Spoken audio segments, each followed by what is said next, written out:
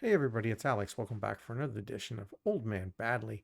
Today we're going to talk a little bit about the effects of COVID on the economy, employment, the idea that restaurants are having a hard time getting people to do jobs, and of course, Louis Rossmann and his obsession with empty New York real estate. You are watching the Old Man Badly YouTube channel. So how's everybody doing? Glad to be back with you. Glad to be back chatting with you. Glad to be back talking about the things that just make me laugh. I think you get old enough, you either you get an opinion or you just start to realize crap is crap and you got to call it out. Anyway, this whole tale sort of starts back here. We all quit. Sorry for the inconvenience. Restaurants are having a crappy time getting people to work for them. Nobody wants to work for restaurants. Plain and simple, restaurants are dying because they can't find staff. Hotels are having a hard time getting cleaning staff and whatnot. And just generally, it's gone to shit. So it's been really hard. This has led, of course, the king of online overreactions. I think he is at this point, or at least online repetition. Mr. Louis Rossmann, one of my favorite online dudes when it comes to computer repair and all that stuff. But he's also very obsessed these days with the fact that New York City is empty. Well, not empty, but emptier. And he's made a number of videos, probably about a dozen at this point, if not more, about urban decay. And you can see urban decay, Soho is dead, New York City urban decay, New York City closed for business. He's been on and on about it. And it's been quite funny. He's been basically walking around and showing all the empty or for lease commercial spaces, ground floor commercial spaces around the New York City area. And it's not unusual. And even showing that there's some office spaces that are for rent. And that's not particularly unusual when you think about it. But the idea is, of course, that people just don't want the job. Nobody wants to work in a restaurant. Nobody wants to do any of these jobs. People are getting their big government checks and they're all staying home. Well, this is where it's not exactly true, because if you have a look over here, we have a bit of a different story here. If you look at the monthly unemployment rate, US from June 2020 to 2021, seasonally adjusted, of course, it's been on the decline since June of last year and through the fall. And right now it's at 5.9%, give or take, and it's pretty much not going anywhere. And historically, if you have an unemployment rate somewhere around, I think it's 4% is the magic number in the US, you essentially have everybody who either can be employed or that anybody you would want to employ in a job. So they are correct, right? You also have this, and this is the other part that makes this interesting. This is the total number of people who are actually employed. Now, what's interesting is, and I'll just scroll down so you can see the chart here. We have the big, 2019 was the biggest at 157.5 million people working. And then, of course, it dropped down to 2020. 2021 is estimated, and 2022 is estimated, to be fair, but it's estimated to be on the incline. And in fact, it estimates that the number of people working now in 2021 is 4 million lower than it was, but it will go back up and will exceed in 2022. Seems pretty normal, seems the pretty important step. But now the important thing here is that between 2020 and 2021, with the estimate, you are already looking at 6 million people who've returned to the workforce.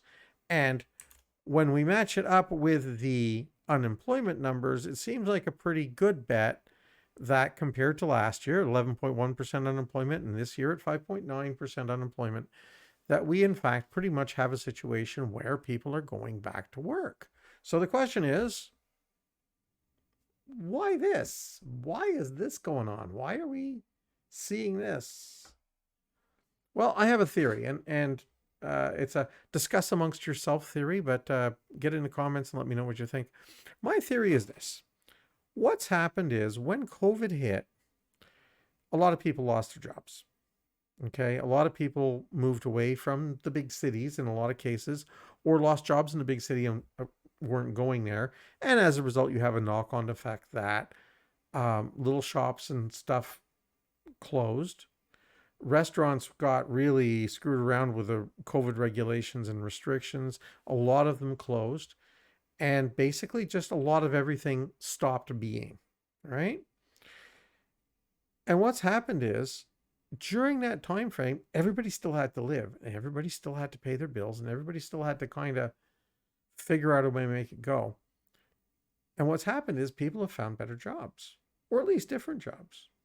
So instead of commuting to New York City from Jersey or from whatever, they've found jobs maybe more local to them. Maybe they've opened their own business. Maybe they've started a YouTube channel.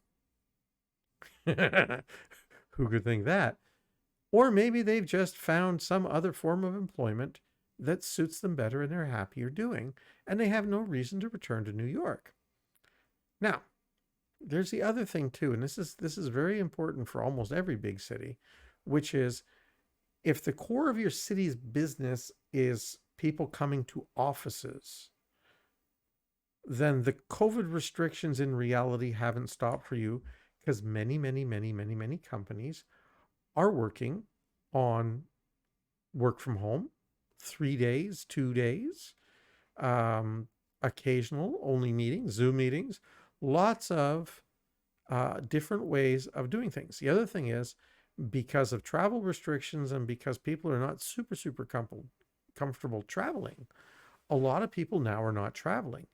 And tourists and visitors drive businesses like restaurants because they don't have a kitchen at home to go eat in, so therefore they don't go eat in. And this is a thing that I found with a lot of my friends. You look at them on Facebook and whatnot, and a lot of them are talking about their barbecue and the stuff they cooked at home and the great dinner they had and the friends they had over for like a barbecue or whatever.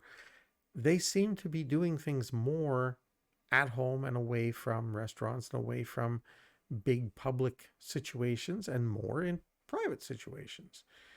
So I think what's ended up happening is you have a knock-on effect for the big cities, which is the people aren't returning to the city to work. The companies don't want them to return to the city to work. The companies in a lot of cases are looking to get out of the city because rent is a really big expense for a lot of companies. And if they can get the same amount of work done without having to rent hugely expensive office space in the middle of New York City, they'll do it. And when those people aren't there, when the tourists aren't there, when the business travelers aren't there, there's not enough people on the street actually going and buying from these restaurants. And if nobody's buying from these restaurants, the restaurants can't employ them. And when they do, in fact, open a restaurant, they have a hard time finding people because we've already shown over here that the unemployment rate's down to 6%-ish, give or take, and people have found other things to do. So now if you want to hire people to work in a restaurant, you're now starting to look at the last 1 or 2% of truly employable people. And that's where where we're going to see the trend going back from 147 million workers last year in the US to 159 million workers forecast by Statistica for year 2022. But that's not the hugest increase in the number of workers, all considered. And since most of them have already found other work, we're down to 5.9%, right? It's very likely that restaurants and hotels and other service industries, who all basically shut down during the COVID situation, will have a very hard time finding anybody to work for them at a reasonable salary. A salary that is reasonable for the employer. They will, in the end, have to pay a higher wage to get people to work for them, or give better working conditions, or both. Somebody made the joke on Twitter that sounds a whole lot like the $15 an hour minimum wage, and they would be right on the surface. But the reality is, if the minimum wage across the board goes up to $15 an hour. Restaurants and cleaning hotel rooms is still going to be the low job on the totem pole, and people are not going to want it. So it could end up in a situation where restaurants are finally going to have to pay employees more than the going local wage just to have staff. Won't that be an amazing change? And as for New York City and many other cities around the US and Canada and a lot of other places, the reality is times have changed. People have learned how to do Zoom meetings. People have learned how to work from home. People have learned how to work remotely or to work away from the core of the business. So, as an example, a company that used to have a 20,000 or 30,000 square foot office in New York City might only end up with a 3,000 square foot office in New York City with a skeleton staff, and another bunch of people working in a 3,000 square foot office in Jersey and a 3,000 square foot office in Connecticut and 4 home offices in Pennsylvania. Who knows? What we do know is the very nature of work, the very nature of the commute, the very nature of the whole process of, get up, get in your car, drive to work, or get up, get on the train, get on the bus, go to work, take the bus or car, or drive home. That's all changed. And exposed to an option and exposed to other choices, many, many people are choosing other choices. And many companies are realizing that they can have happier employees when they embrace that type of positive situation. It sucks for restaurants. I mean, beyond the idea that they can't get staff, restaurants also have to realize that they can't get customers. The places and locations where there might have been customers in the past, there may no longer be customers, or not as many. The business may have moved. You may find that, as an example, instead of having a restaurant in New York City, it's much more profitable to have a restaurant in a smaller town in Jersey where the commuters actually live. It may be more profitable to be only in an airport, or it may be profitable to only be in a hotel. You don't know. You don't know the change. The dynamics have changed so much so quickly that it's unlikely that we will go back to the way we were entirely. So to walk around and take pictures, as to make videos as Louis is doing, walking around New York City and going, oh, look at this empty store and this empty store and this empty store, and well, it's terrible because the rents are high and New York businesses taxes are so high and nobody wants to lower the rents and nobody wants to come. You're looking at the back of it. The rent, the space, the business situation is tertiary to there actually being customers to come to these businesses and to actually use them. If there are no customers, if they can't do business, the businesses close. It doesn't matter what the rent is because they were paying the rent before and they could afford to be there and they could afford to run the businesses. Now they can't because there are no customers. And there's no customers and there's no staff.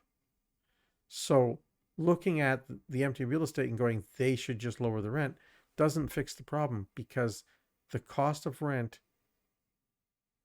is significant. I agree. It's a huge expense of working in a place like New York City. But even at half the rent, if there's no customers, it just doesn't matter.